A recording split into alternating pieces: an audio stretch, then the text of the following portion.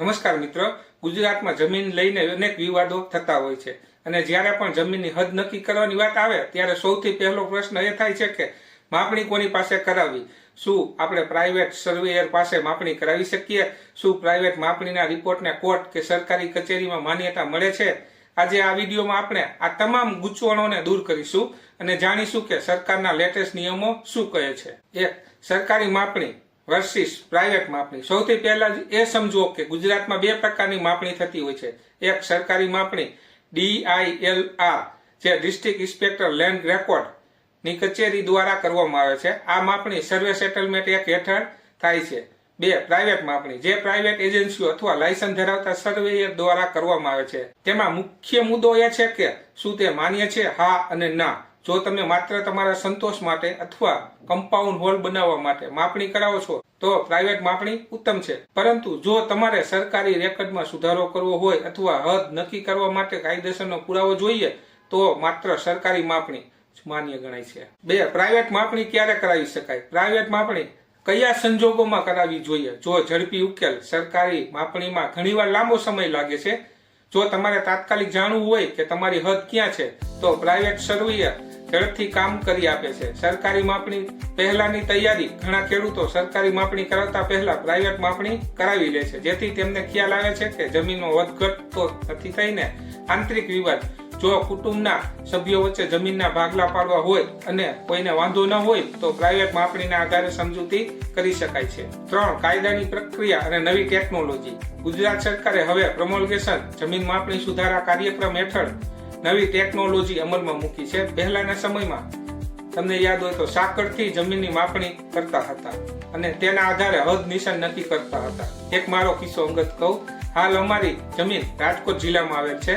જમીનમાં અમારા જ પૈકી સર્વે નંબરમાં નવી માપણી થયેલ, તેમાં સર્વે નંબર પ્રમાણે કબજો અદલા બદલ થઈ ગયો છે અને તેની અરજી DILR માં કરેલ હતી। તેના વિશે મારા દાદા મને પૂછતા હતા કે માપણી કરવા માટે જરીફ સાંકળ લઈને આવશે કે મીટરથી માપશે? મિત્રો, હાલ DILR કચેરીનું વિસ્તરણ કરીને તાલુકા કક્ષાએ કરેલ છે। આપણે આવનાર સમયમાં તેના વિશેની માહિતી આપણી ચેનલ ઉપર મૂકીશું।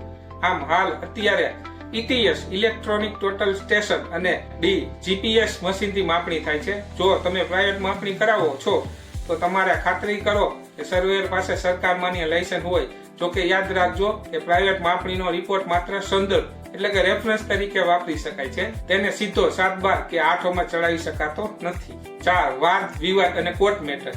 જો તમારા પાડોશી સાથે જમીનની હદ બાબતે વિવાદ હોય તો પ્રાઇવેટ માપણી તમને કાયદેસર રક્ષણ નહીં આપી શકે। આવી સ્થિતિમાં એક, તમારે DILR માં માપણી ફી ભરીને અરજી કરવી પડશે। 2, સરકારી સર્વેયર આવશે, પાડોશીઓને હાજર રહેવા માટે નોટિસ પણ આપી શકાય છે અને પંચનામું કરશે। 3, આ પંચનામું અને સરકારી નકશો જ કોર્ટમાં પુરાવા તરીકે ગ્રાહ્ય રહેશે। ઘણીવાર લોકો પ્રાઇવેટ સર્વેયરના રિપોર્ટ લઈને હાઈકોર્ટ કે સિવિલ કોર્ટમાં જતા હોય છે, પણ કોર્ટ હંમેશા DILR ના અભિપ્રાયને જ પ્રાધાન્ય આપે છે। 5, નિષ્કર્ષ અને ખેડૂતો માટે માહિતી। જો ટૂંકમાં કહીએ તો ગુજરાતમાં પ્રાઇવેટ માપણી તમારી જાણકારી માટે છે, પણ સરકારી દસ્તાવેજો માટે અમાન્ય છે। માત્ર મારું સૂચન એ છે કે જો જમીન લેવી હોય કે વેચવી હોય તો એકવાર પ્રાઇવેટ માપણી કરાવી લેવી હિતાવહ છે, જેથી છેતરાવાનો કોઈ ભય ન રહે। પરંતુ હદ નક્કી કરવા માટે હંમેશા IORA પોર્ટલ પર જઈને ઓનલાઈન સરકારી માપણીની અરજી જ કરો। એક નોંધ લઈ લેજો મિત્રો, અમારા દ્વારા આપેલ માહિતી સામાન્ય માર્ગદર્શન માટે છે।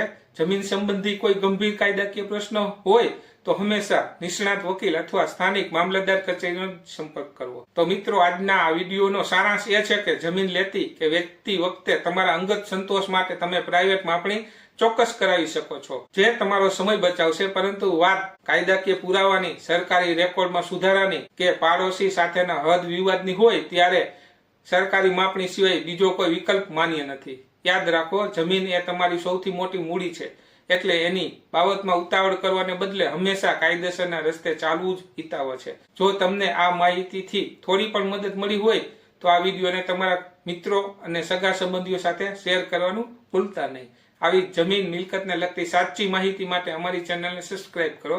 ખૂબ ખૂબ આભાર। જય હિન્દ, જય જય ગરવી ગુજરાત।